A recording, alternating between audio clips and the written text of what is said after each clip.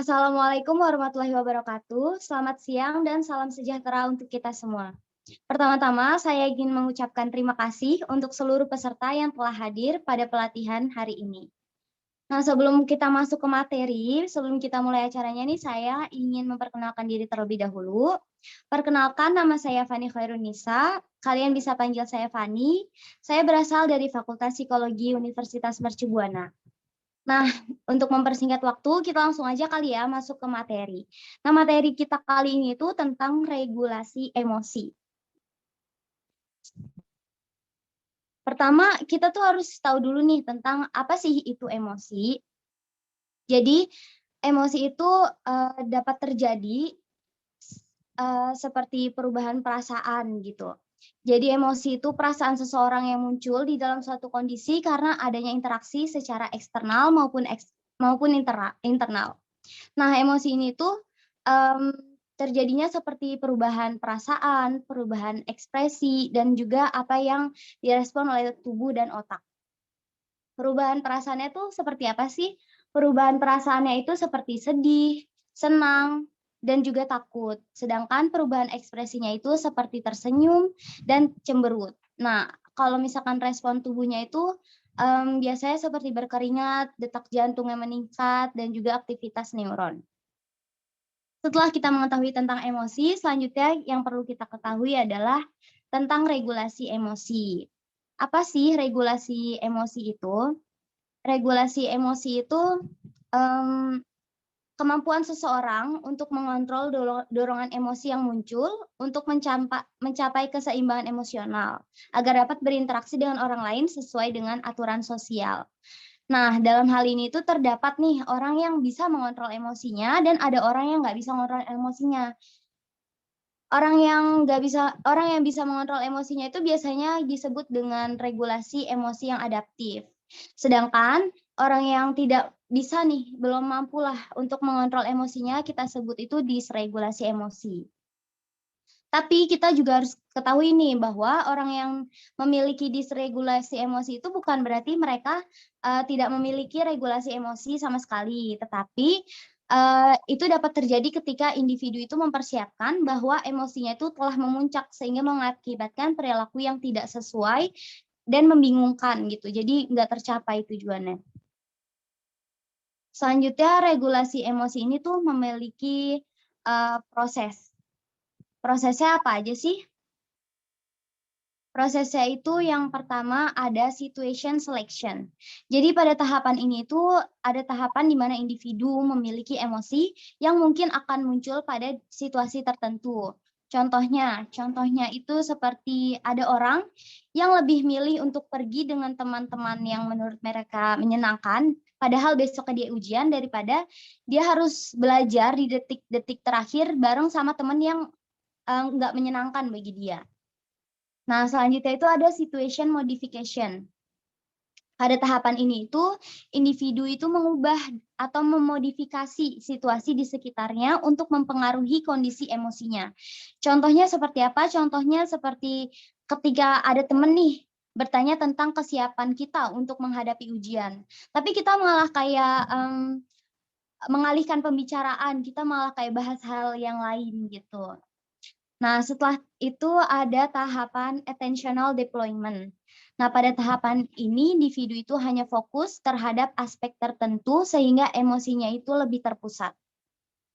Lalu ada tahapan cognitive change. Pada tahapan ini itu individu mencoba untuk mengubah cara berpikirnya mengenai situasi yang terjadi. Atau individu itu melihat situasi dari sudut pandang yang lain, sudut pandang yang berbeda. Nah, dengan sudut pandang yang berbeda ini, maka individu itu akan memiliki alternatif emosi yang lain. Contohnya seperti apa? Contohnya ketika ada orang yang lagi makan malam sama teman-temannya. Terus orangnya itu tiba-tiba keinget nih, oh iya besok aku ada ujian. Nah, pada saat itu dia mencoba untuk menenangkan dirinya sendiri kayak, oke nggak apa-apa, itu cuma ujian biasa kok, kayak gitu. Nah, yang terakhir itu ada tahapan response modulation. Pada tahapan ini, individu itu mengubah perasaannya, sikapnya, perilaku, dan juga fisiologisnya setelah respon multisistem sedang berlangsung. Contohnya seperti ada seorang individu yang menyembunyikan rasa malunya karena dia mengalami gagal dalam tesnya. Kayak gitu. Gimana nih? Masih pada semangat nggak nih? Dengerin materi kita kali ini. Semangat, Kak. Masih, Kak. Masih ya. Apa kita break dulu kali ya? Aku punya ice breaking nih. Biar kita lebih semangat lagi. Ice breaking-nya ini tebak gambar. Tebak gambarnya ada kata kuncinya. Kata kuncinya itu apa itu serius? Nah, untuk kalian yang mau jawab, pokoknya kita langsung aja open mic, nggak usah diketik di chat. Jadi nanti kalian boleh jawab ya. Oke, kita coba dulu kali ya. Yang pertama, ada potongan gambar, kira-kira siapakah aku? Ada yang bisa nebak? Daniel bukan, Kak? Daniel, ayo. Badak Apa benar Daniel? Badak. Kucing. Badak. Kangguru Benar nggak nggak sih? ya?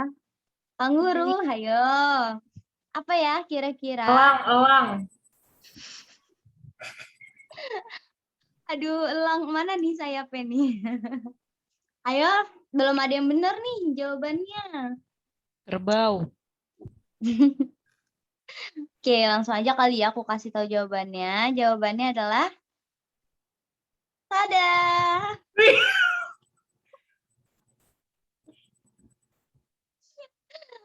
Selalu sayang banget nih nggak ada yang belum benar. Aduh, ayo dong ini ingat nih kata kuncinya apa itu serius ya. Oke, kita next kali ya. Spesies baru ya, spesies baru. Next ada ini dia. Siapakah aku? Kelinci. Badak bercula satu. Kadal. Oke. Ayo, belum Cicak. ada yang benar nih jawabannya. Ayo, apa ya kira-kira? Ada bulunya Aku nih. lupa sama binatang, Kak. Ayam. Ada sayapnya. Bebek. Ada sayapnya, ada bulunya. Kira-kira apa nih? Kayak lagi nangkring di ranting ya. Ayo, belum ada yang benar nih masa nih. Burung. Capung kayaknya deh, Kak. Capung. Langsung aja kali ya. Jawabannya adalah Kucing. betul, kucing. Betul, siapa tadi yang jawab? Kak Angel ya? Kak. Selamat, kamu betul. Ayo ya, yang lain nih. Nah, ini dia. Siapa aku?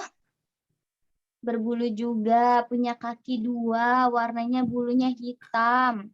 Kira-kira apa ya? Gajah. Ayo. Gagak. Sapi nggak sih? Sapi ya. Tapi belum tepat nih. Ayo. Adakah yang bisa jawab dengan tepat? Kak Angel nggak mau jawab lagi, Kak Angel? Siapa tahu Kita lagi benar. mikir, Kak. Sebentar lagi mikir. Daniel. Ayo, apa? Ayo. Bulu deh. Kak Dea jawabannya Coba. Kudanil terus. Suka sama Kudanil ya, Kak? Iya, soalnya lucu kayak aku. Elang kali, Kak. Elang pokoknya sejenis burung mungkin.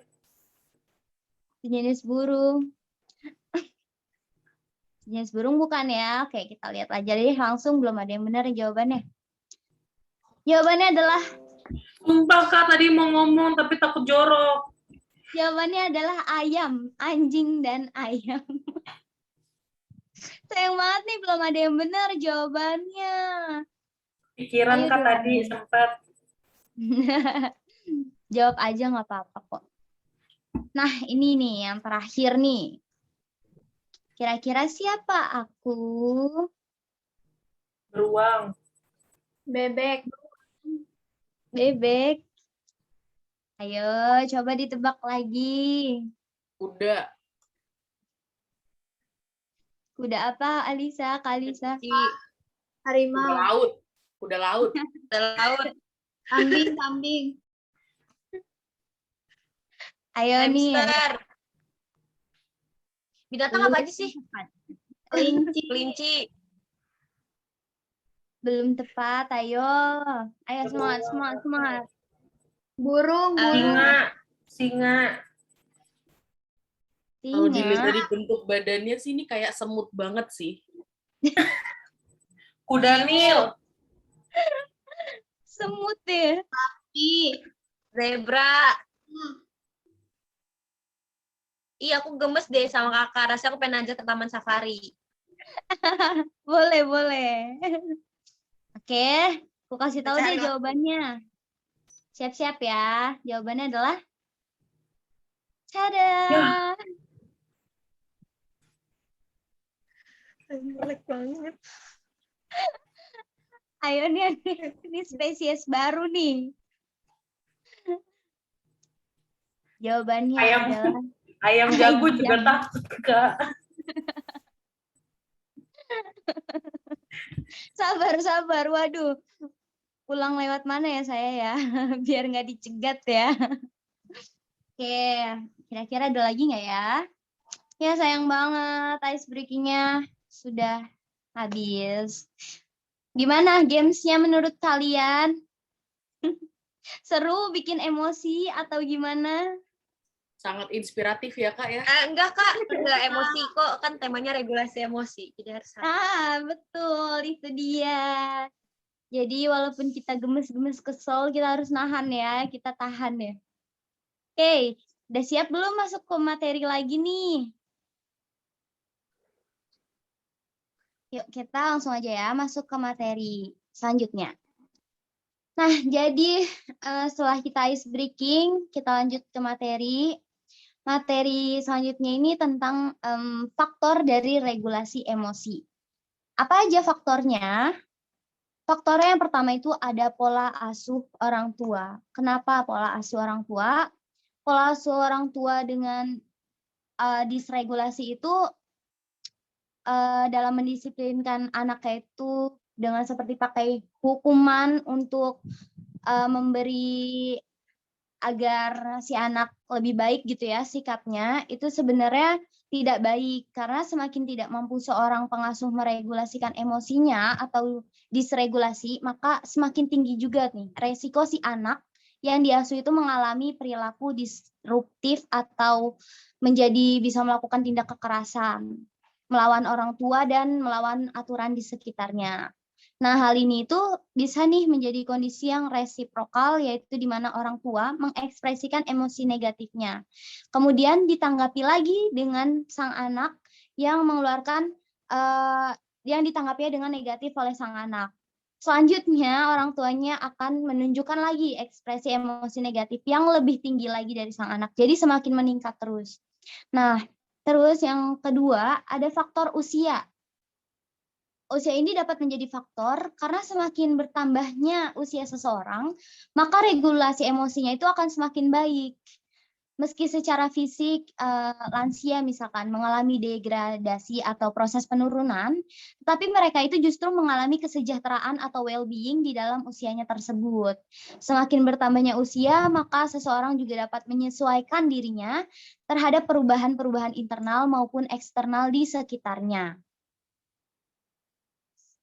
Salah satu hal yang mempengaruhi baiknya regulasi emosi pada lansia itu karena berkurangnya aktivitas amigdala pada otaknya, yang dimana pada bagian fungsinya itu untuk memunculkan emosi negatif. Jadi jika pada bagian tersebut emosinya itu aktivitasnya berkurang, maka emosi negatifnya pun juga akan berkurang. Nah, selanjutnya ada faktor lingkungan.